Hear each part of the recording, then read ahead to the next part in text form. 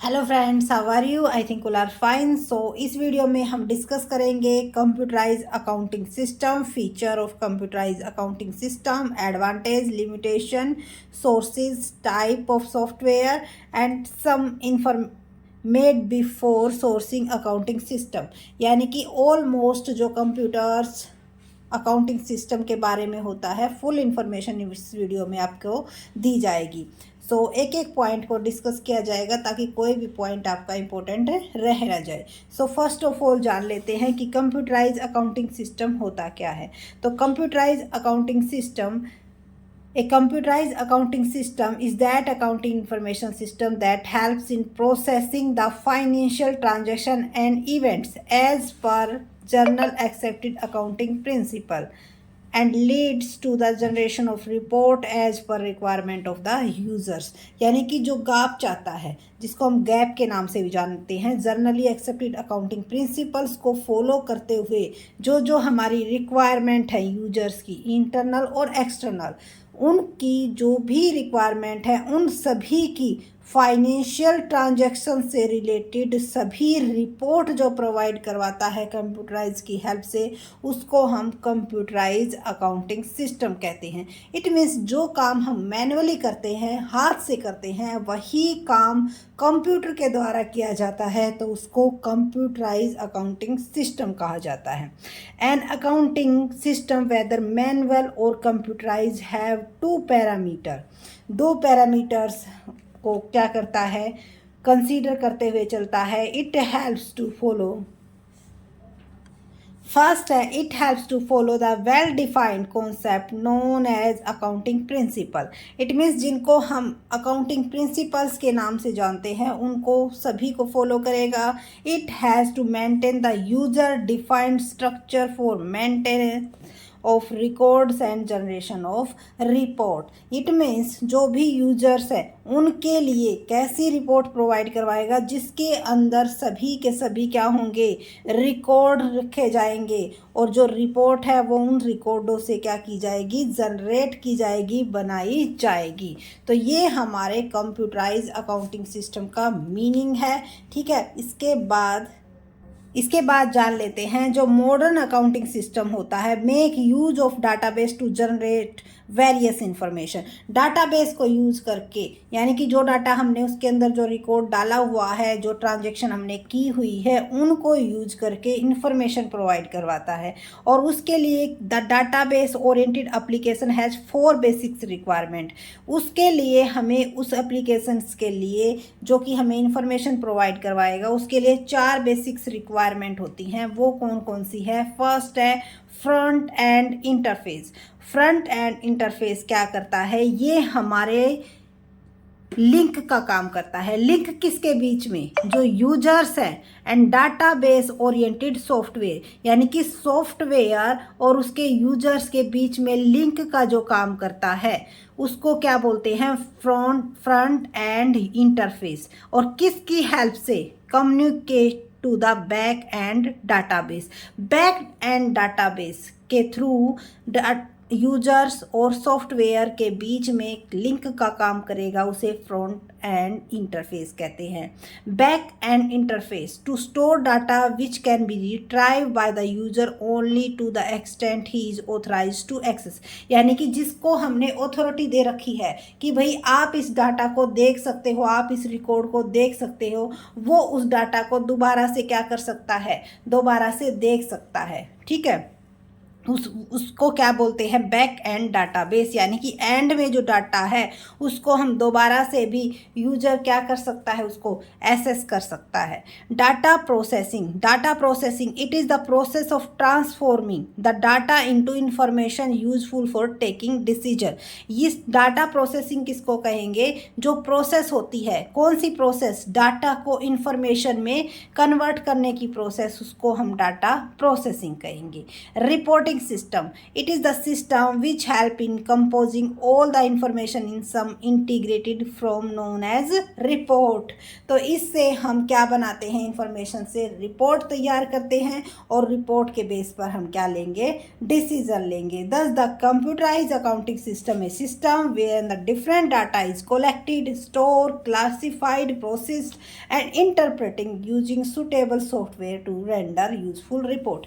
It means हमारे report तैयार करने के लिए जिस तरह से हम मैनुअली हम अकाउंटिंग की एंट्रीज करते हैं, उसी तरह कंप्यूटराइज अकाउंटिंग सिस्टम भी क्या करता है, सबसे पहले कोलेक्ट करेगा, फिर उसको स्टोर करेगा, फिर क्लासिफाइड करेगा और उसको प्रोसेस करेगा, इंटरप्रेट करेगा और उसके बाद यूज़फुल रिपोर्ट हमें तैयार करके दे देगा.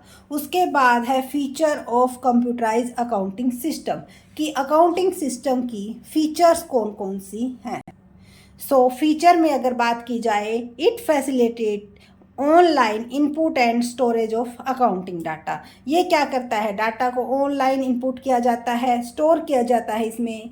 It generate a print out of purchase and sales invoice. ये क्या जनरेट करता है, अगर कोई परचेज करता है, सेल्स करता है तो उसके लिए जो इनवॉइस है वो भी जनरेट करता है. It facilitate A system of codification of accounts and transactions.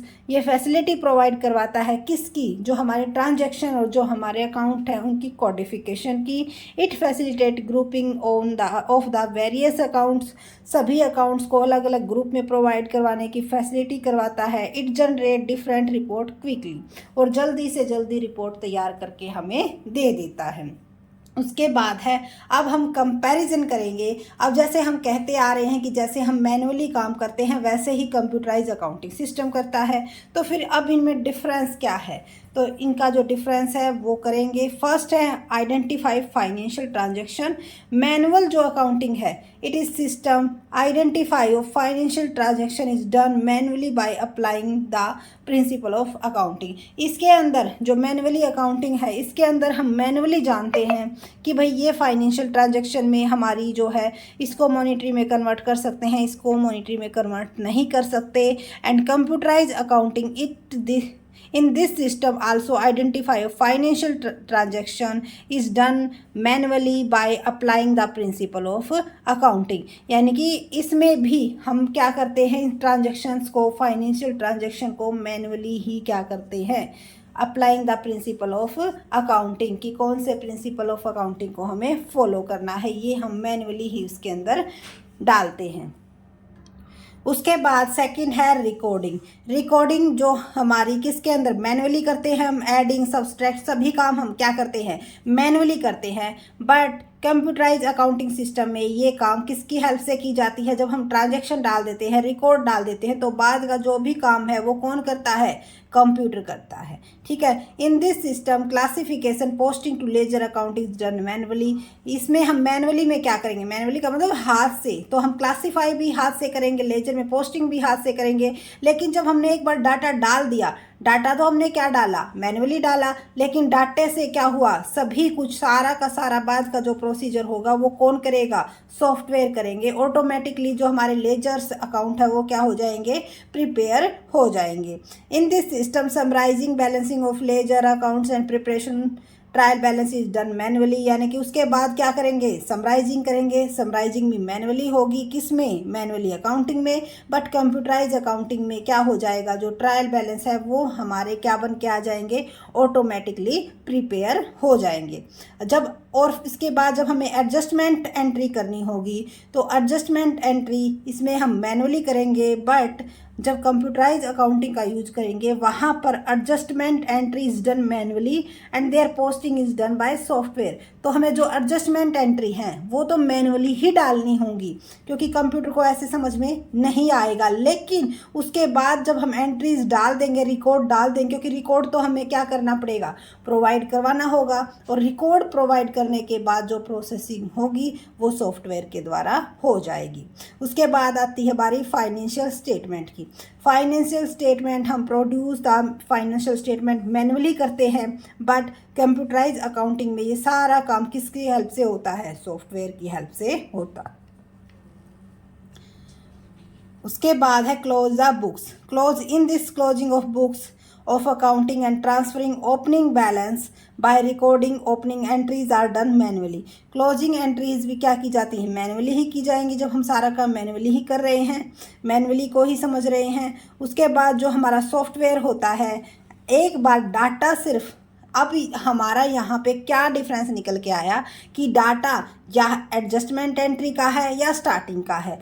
Transaction तो एक बार रिकॉर्ड तो हमें मैनुअली ही प्रोवाइड करना पड़ेगा, लेकिन उसके बाद का जो सारा काम है, रिकॉर्डिंग का, क्लासीफाई का, समराइजिंग का, एडजस्टिंग एंट्रीज का, फाइनेंशियल स्टेटमेंट का या क्लोज द बुक्स का सारा काम कौन कर देगा, हमारे सॉफ्टवेयर हमें करके दे देंगे।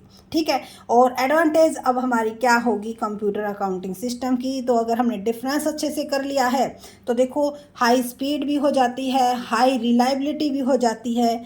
रिलायबिलिटी का मतलब क्या होता है, जब जो इन्फॉर्मेशन हमारी जिसमें भी क्या हो कि रिलायबल होनी चाहिए, किसी भी तरह की कि जो डाटा होता है वो हमारा विश्वसनीय होता है। कोई भी अगर इसके अंदर डालता है तो सेम ही हमें रिजल्ट प्रोवाइड होगा। लेकिन ह्यूमन के केस में क्या हो सकता है, हम डाटा का या तो बाय मिस्टेक रह जाता है या फिर हम जानबूझकर छोड़ देते हैं। ठीक है। एक्यूरेसी 100% एक्यूरेसी होगी अगर हमने डाटा बिल्कुल सही डाला है तो। अपडेट ऑफ इंफॉर्मेशन, जो हमारी इंफॉर्मेशन हमें अपडेट करनी है वो हम क्या कर सकते हैं, 1 बाय 1 अपडेट कर सकते हैं ऑटोमेटिकली अपने आप ही। अगर हमने एक बार डाटा डाल दिया है तो ऑटोमेटिकली अपडेट हो जाएगी सभी की सभी लेजर्स में या फिर जहाँ पर भी हमें चेंजेज करने हैं। उसके बाद है एफिशिएंसी। एफिशिएंसी का मतलब क्या है कि जो हम करेंगे वो हमें एफिशिएंट टाइम पे मिलेगा। लीगलिबिलिटी का मतलब क्या होगा कि जो भी कुछ मिलेगा वो बिल्कुल क्लियर मिलेगा। ठीक है। लेकिन मैन्युअली अगर हम तैयार करते हैं तो उसमें थोड़ी बहुत क्या हो सकती है, एरर हो सकती है। लोअर कॉस्ट होगी। ठीक है। टाइमली रिपोर्टिंग मिलेगा, फ्लेक्सिबल रिपोर्टिंग होगी। फ्लेक्सिबल रिपोर्टिंग क्यों है, जैसे ही कुछ चेंज करना है तो हम क्या कर सकते हैं, चेंज कर सकते हैं। स्टोरेज एंड रिट्राइवल, स्टोरेज हो जाता है इसमें सारा का सारा डाटा और दोबारा से जब भी हमें ज़रूरत पड़ती है तो दोबारा से हम उसको क्या कर सकते हैं, रिट्राइव कर सकते हैं। सॉरी सिक्योरिटी ऑफ डाटा, हमारे डाटा की क्या हो जाती है, सिक्योरिटी हो जाती है। क्यों, क्योंकि हम पासवर्ड बना देते हैं और जो जिसको हम चाहते हैं ऑथराइज्ड पर्सन सिर्फ वही उसको क्या कर सकता है, जनरेट कर सकता है। क्वेरीज, अगर हमारी कोई भी क्वेरीज है तो हम देख सकते हैं, इंफॉर्मेशन ले सकते हैं। जैसे अगर किसी को क्या चाहिए, डेटर्स को लिस्ट चाहिए तो ऑटोमेटिकली इमीडिएटली हम डेटर्स की लिस्ट दे सकते हैं। ठीक है। तो हमारे जो क्वेश्चंस है वो क्विकली क्या कर हो सकते हैं, उनका सॉल्यूशन मिल जाता है। उसके बाद है limitation of computerized accounting. So limitation of computerise accounting. अब हमने कंप्यूटराइज अकाउंटिंग के बेनिफिट तो देख लिए, अब इसकी लिमिटेशन क्या है। सबसे पहले है स्टाफ अपोजिशन। स्टाफ अपोजिशन क्यों करता है, क्योंकि कई बार क्या होता है, स्टाफ जो है उनकी आदत हो चुकी है मैन्युअली वर्क करने की, तो स्टाफ इसीलिए इसका क्या करता है, विरोध करता है। हाई कॉस्ट ऑफ ट्रेनिंग, इसके लिए जो हमें ट्रेनिंग देनी पड़ेगी उसकी भी अलग से क्या लगेगी, कॉस्ट लगेगी। Adverse effect to on health, हमारी हेल्थ पर देखो, जैसे अगर हम ज़्यादा टाइम तक लैपटॉप के पास बैठे रहते हैं तो हमारी आइज़ में क्या होने लगता है, पेन होने लगता है और उसके साथ साथ हमारी आइज़ धीरे धीरे क्या हो जाती है, वीक हो जाती है। तो इसका हमारी हेल्थ पर भी क्या पड़ता है, एडवर्स इफेक्ट पड़ता है। उसके बाद है सिक्योरिटी प्रॉब्लम। कई बार क्या होता है, जो हमारे हैकर्स होते हैं वो हमारे इस तरह से डाटा को ले जाते हैं कि हमें पता भी नहीं चलता, तो हमारे जो रिकॉर्ड्स होते हैं उनको उनकी सिक्योरिटी की भी क्या आती है, प्रॉब्लम आती है। उसके बाद है system failure. System failure means कई बार क्या होता है, किसी भी वायरस की वजह से या फिर लाइटिंग की प्रॉब्लम की वजह से सिस्टम भी क्या हो सकता है, फेल हो सकता है। उसके बाद है वेस्टेज ऑफ टाइम। बहुत ही ज़्यादा टाइम की क्या होती है, वेस्टेज होती है। उसके बाद है लॉट्स ऑफ एरर। कई बार क्या होता है, कोई एंट्री रह गई या फिर किसी सॉफ्टवेयर की दिक्कत की वजह से या समझ में आने की न वजह से बहुत सारी क्या हो जाती हैं, एरर हो जाती हैं। उसके बाद है हमारे सोर्स ऑफ अकाउंटिंग सॉफ्टवेयर, कि जो अकाउंटिंग सॉफ्टवेयर है या जो अकाउंटिंग पैकेज है वो कैसे आते हैं, किस किस कैटेगरी में आते हैं आपके, ये भी कई बार पूछ लिए जाते हैं, तो इनके एग्जाम्पल पूछे जा सकते हैं। फर्स्ट है आपका रेडी टू यूज़ सॉफ्टवेयर, जो सॉफ्टवेयर क्या होते हैं, तैयार मिलते हैं मार्केट में, customise software and tailor made software. So इनको अच्छे से जान लेंगे तो इनकी जो लिमिटेशन है, एडवांटेज डिसएडवांटेज आप अपने आप ही बता दोगे कि ready to use software, ready to use software कौन से होते हैं, जो कि सॉफ्टवेयर बने बनाए मिलते हैं, उनको हमें क्या करना होता है, सिर्फ यूज करना होता है। और वो सॉफ्टवेयर कैसे होते हैं, जैसे टैली है, एक्सबीजी है, ये सारे कैसे हैं, रेडी टू यूज़ सॉफ्टवेयर होते हैं। इनकी कॉस्ट भी क्या होती है, कम होती है। कस्टमाइज सॉफ्टवेयर, जो सॉफ्टवेयर हम क्या करवाते हैं, कस्टमाइज करवाते हैं, अपनी रिक्वायरमेंट के अकॉर्डिंग बनवाते हैं। इट मीन्स कस्टमाइज सॉफ्टवेयर में क्या कर सकते हैं हम, ready to use software as suit the specific requirement of the users, की यूजर्स अपनी रिक्वायरमेंट के अकॉर्डिंग इसमें क्या करवा लेता है, चेंज करवा लेता है। Any readymade software can be change according to need and specification of users, यानी कि जो रेडीमेड सॉफ्टवेयर हैं उनमें हम कुछ चेंज करवा लेते हैं अपनी रिक्वायरमेंट के अकॉर्डिंग, कि भाई हमें ये अपडेट चाहिए, इसके अंदर ये इंस्टॉल कर दो आप, ठीक है, तो उनको बोलते हैं कस्टमाइज सॉफ्टवेयर। उसके बाद हमारे थर्ड है tailor made software. Tailor made software क्या होते हैं, जो कि tailor made software means developing a software according to needs and specification of users, these software are not available off the shelf. ये डायरेक्ट अगर हम परचेज करने जाएंगे तो हमें नहीं मिलेंगे, क्यों, क्योंकि इनको कौन डेवलप करता है, अपनी रिक्वायरमेंट के अकॉर्डिंग। जैसे टेलर मेड, इसके नाम से स्पष्ट है, अब टेलर के पास हम सूट सिलवाने जाएंगे तो क्या सभी का एक ही साइज का बना देगा, जी नहीं, अकॉर्डिंग टू पर्सन क्या करेगा, वो अलग अलग उनके साइज के अकॉर्डिंग अलग अलग तैयार करेगा। तो इसमें भी टेलर मेड सॉफ्टवेयर का मतलब क्या है कि आपकी रिक्वायरमेंट के अकॉर्डिंग आपका जो सॉफ्टवेयर है वो तैयार किया जाता है। सबसे ज़्यादा कॉस्टली यही होता है, क्यों, क्योंकि इसको एक स्पेशल वर्क के लिए वही इसको तैयार करता है, और उसके साथ साथ इसको चलाना भी बहुत मुश्किल होता है। क्यों, अगर इन तीनों की कंपैरिजन आ जाए तो आप इनकी जो भी इन डेफिनेशन है उसके अकॉर्डिंग आप बता भी सकते हो। तो टेलर मेड सॉफ्टवेयर सबसे कॉस्टली होते हैं, रेडीमेड सॉफ्टवेयर सबसे लो कॉस्ट के होते हैं, और रेडीमेड सॉफ्टवेयर को चलाना ईजी होता है, बट टेलर मेड सॉफ्टवेयर को वही पर्सन अच्छे से चला पाएगा जो कि इसको जो बनवाता है, क्योंकि उसको उस चीज़ के बारे में फुल नॉलेज होती है। अगर वो एम्प्लॉयज़ वर्क छोड़ के कहीं पे चला जाता है या किसी वजह से वो बाहर निकाल दिया जाता है ऑर्गेनाइजेशन से, तो बहुत ही ज़्यादा प्रॉब्लम आ जाती है, क्योंकि उस चीज़ के बारे में उसी को ज़्यादा नॉलेज होती है। तो ये थे हमारे 3 टाइप्स के सॉफ्टवेयर। अच्छे से आई थिंक आपको समझ में आ गए होंगे कि रेडीमेड सॉफ्टवेयर कौन सा होता है, कस्टमाइज सॉफ्टवेयर कौन सा होता है, और आपका टेलर मेड सॉफ्टवेयर कौन सा होता है। तो वीडियो हो जाएगी बहुत ज़्यादा लंबी, इसीलिए मैंने छोटे पॉइंट में जो भी इन्फॉर्मेशन आपके लिए वैल्यूएबल थी वो देने की कोशिश की गई है।